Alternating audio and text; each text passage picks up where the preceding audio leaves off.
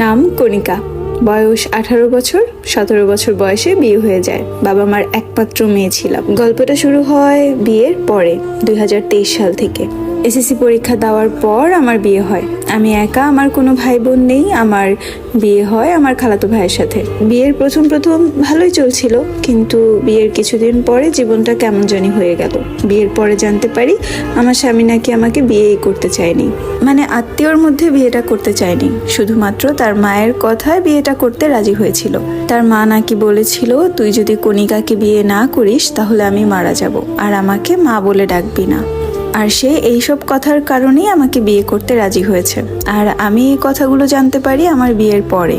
আর এই কথাগুলো যদি আমি বিয়ের আগে জানতাম, আমি তাকে কখনোই বিয়ে করতাম না। আমি বিয়ের আগে তাকে ফোন দিয়েছিলাম, তাকে জিজ্ঞাসাও করেছিলাম যে আপনি কি আমাকে বিয়ে করতে রাজি। সে আমাকে বলেছিল তার মা ভাই যা করবে সে সেটাতেই রাজি।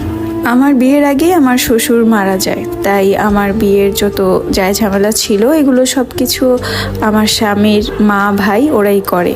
আর আমার স্বামীর নাম হচ্ছে লিটন। সে দেখতে সুন্দর ছিল, আর আমি ছিলাম শ্যামলা, সে ছিল ফর্সা। আমার স্বামী 4 ভাই 3 বোন।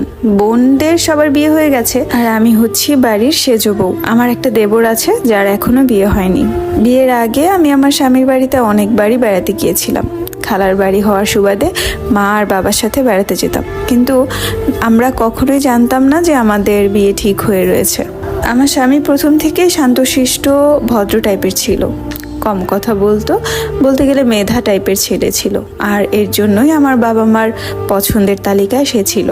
আর এই দিকে আমার বিয়ে ঠিক হওয়াতে আমিও রাজি ছিলাম, কারণ মনে মনে আমিও তাকে পছন্দ করতাম। আর এই দিকে আমার শাশুড়ি আমাকে তার ছেলের সাথে বিয়ে করিয়েছে আমার বাবার সম্পত্তির জন্য। তার প্রচুর পরিমাণের লোভ ছিল আমার বাবার জায়গা সম্পত্তির উপর, কিন্তু বিয়ের পর তার ছেলে আমাকে অনেক অবহেলা করত।